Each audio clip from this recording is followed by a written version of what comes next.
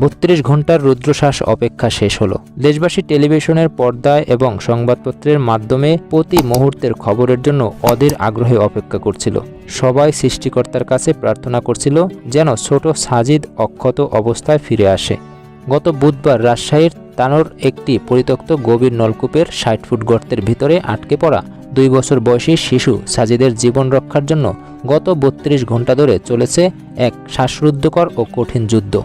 এ ঘটনা সারা দেশের মানুষের মনোযোগ কেড়েছিল, যেখানে প্রতিটি মুহূর্ত পার হচ্ছিল এক অজানা আশঙ্কার মধ্য দিয়ে। শেষ পর্যন্ত গভীর রাতে যখন শিশুটিকে উদ্ধার করা হলো, তখন অপেক্ষারত জনতা জানতে পারল তাদের জন্য কী মর্মান্তিক খবর অপেক্ষা করছে। বুধবার 10 ডিসেম্বর দুপুরে মর্মান্তিক ঘটনাটি ঘটে তানোর উপজেলার পাঁচচন্দর ইউনিয়নের কোয়েলহাট পূর্বপাড়া গ্রামে।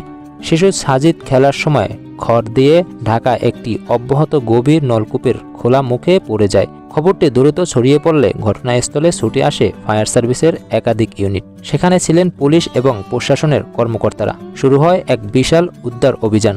গভীর নলকূপের গর্তটি ছিল অত্যন্ত সরু এবং প্রায় 60 ফুট গভীর। শিশুটিকে বাঁচিয়ে রাখার জন্য গর্তের ভিতরের পাইপের মাধ্যমে একটানা অক্সিজেন সরবরাহ করা হয়। একই সাথে উন্নত প্রযুক্তির ব্যবহার করে শিশুটির অবস্থান নিশ্চিত করার চেষ্টা চলতে থাকে। নলকূপের আশেপাশে মাটি আলগা থাকায় উদ্ধারকারীদের কাজ ছিল খুবই ঝুঁকিপূর্ণ। তারা গভীর উদ্বেগ ও কঠিন চ্যালেঞ্জের মুখে পড়েন।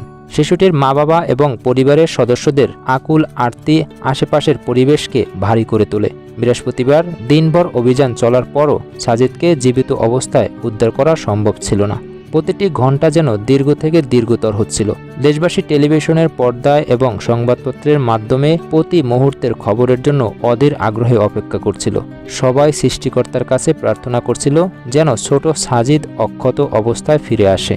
অবশেষে বৃহস্পতিবার রাত 9টার দিকে ফায়ার সার্ভিসের বিশেষ দল দীর্ঘ চেষ্টার পর অত্যন্ত সতর্কতার সাথে সাজিদকে গর্তের ভিতর থেকে টেনে তোলে। শিশুটিকে যখন উপরে আনা হলো, তখন একদল আশাবাদী মানুষের ভিড় ছিল, কিন্তু সবার মুখে ছিল উদ্বেগ আর আশঙ্কা। তাৎক্ষণিকভাবে সাজিদকে তানোর উপজেলা স্বাস্থ্য কমপ্লেক্সে নিয়ে যাওয়া হয়। সেখানে কর্তব্যরত চিকিৎসক পরীক্ষা নিরীক্ষার পর রাত 9টা 40 আনুষ্ঠানিকভাবে ঘোষণা করেন আর বাঁচানো গেল না সাজিদকে। হাসপাতালে আনার আগেই তার মৃত্যু হয়েছে। ফায়ার সার্ভিস অ্যান্ড সিভিল ডিফেন্সের পরিচালক লেফটেন্যান্ট কর্নেল মোহাম্মদ তাজুল ইসলাম চৌধুরী গভীর শোক প্রকাশ করে এই মর্মান্তিক পরিণতির বিষয়টি নিশ্চিত করেন। স্থানীয়দের অভিযোগ, এই নলকূপটি দীর্ঘদিন ধরে অরক্ষিত অবস্থায় ফেলে রাখা হয়েছিল। তাদের এই অবহেলায় আজ একটি শিশুর জীবনের বিনিময় শেষ হলো। সাজিদের মৃত্যুতে শুধু এলাকাবাসীই নয়, পুরো দেশের মানুষ শোকাহত। এটি অরক্ষিত সরকারি স্থাপনাগুলোর নিরাপত্তা নিয়ে নতুন করে প্রশ্ন তুলল। দর্শক, গভীর নলকূপের অন্ধকারের ছোট সাজিদের 32 ঘন্টার লড়াই আজ শেষ হলো। পুরো জাতি চেয়েছিল একটি অলৌকিক ঘটনা ঘটুক, কিন্তু নিয়তির কাছে সব চেষ্টা হার মানল। অরক্ষিত কূপের দায়ে আমাদের সম্মিলিত ব্যর্থতা, যার মূল্য দিতে হলো এক নিষ্পাপ শিশুকে।